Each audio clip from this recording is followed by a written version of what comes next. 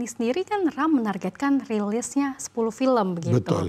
Nah, strategi produksi dan juga distribusinya seperti apa agar tetap film ini punya daya saing termasuk di pasar luar negeri? Kalau dilihat dari segi bisnis, saya tidak hanya mau produksi 10, mungkin 12.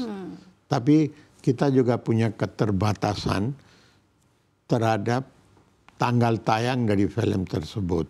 Karena gedung bioskop di Indonesia itu sangat terbatas dibanding dengan negara-negara lain. Kita cuma memiliki kurang lebih 2.500 layar. Dan sekarang yang diproduksi itu adalah lebih dari 150 judul. Jadi kalau film itu mendapat perhatian dari penonton dan mereka mau nonton film itu, bisa-bisa sudah tidak ada di panggung bioskop.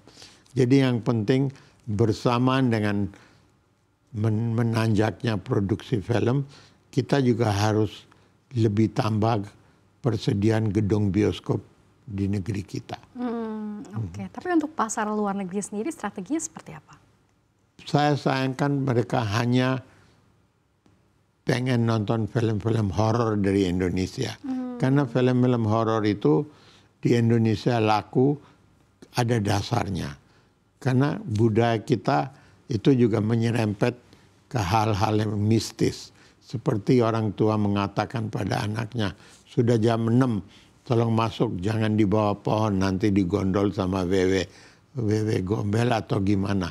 Nah, itu jadi satu pertimbangan yang turun-temurun membuat penonton kita suka dengan film horor. Tapi film horor kenapa lebih digemari di luar negeri dibanding dengan film komedi kita atau horor kita?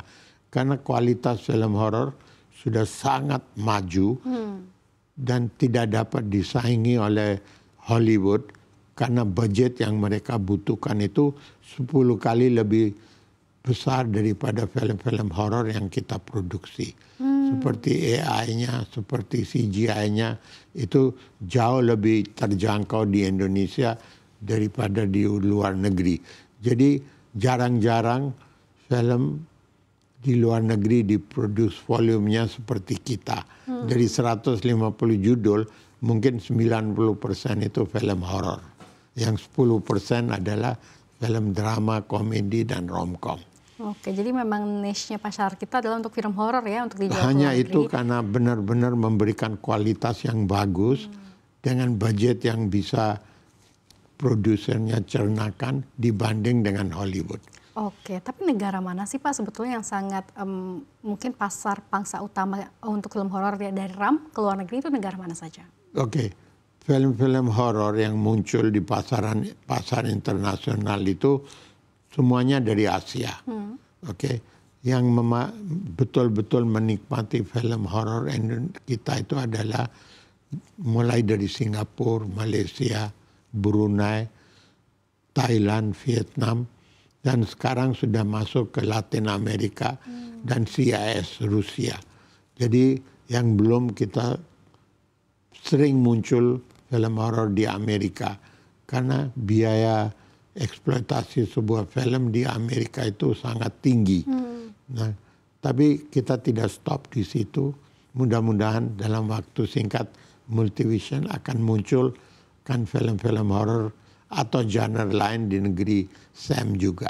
Oke, keren sekali. Nah, ke film Pengantin Setan ini kan film ini juga sudah tayang di Vietnam dan Thailand. Betul. Apakah ada rencana konkret dari RAM untuk memperluas distribusi nasional ke wilayah lain? Tadi mungkin seperti Paman Sam atau mungkin negara yang kurang non-tradisional untuk dijajah? Jadi gini, Myanmar juga penggemarnya banyak untuk film horor Indonesia. Tapi di situ negaranya kecil dan juga dikuasain masih oleh film-film Hollywood. Kalau kita boleh bilang sekarang, penonton kita sudah meresapi dan benar-benar mendukung film lokal itu sudah 60% dibanding 40% kurang lebih. Jadi kita lebih menonjol, menarik perhatian dari penonton kita untuk film horor. Saya sayangkan kenapa cuma horor, kenapa tidak tema-tema lain. Mungkin di samping itu menjadi homework saya juga ajak produser lain untuk turut memikirkan penonton biar setia selamanya, tidak hanya dengan horor, dengan genre-genre yang lain. Saya harapkan itu. Oke, mungkin Pak Ram sendiri kan telah juga menambah kepemilikan saham di pasar ini. Apa sih makna strategis di balik langkah ini? Jadi gini, yang kalau kita ikutin market dari bursa, banyak ada yang investor yang betul-betul ingin ikut bersama kemajuan emitennya. Ada juga trader. Jadi ini hari beli, besok merasa rugi langsung dijual.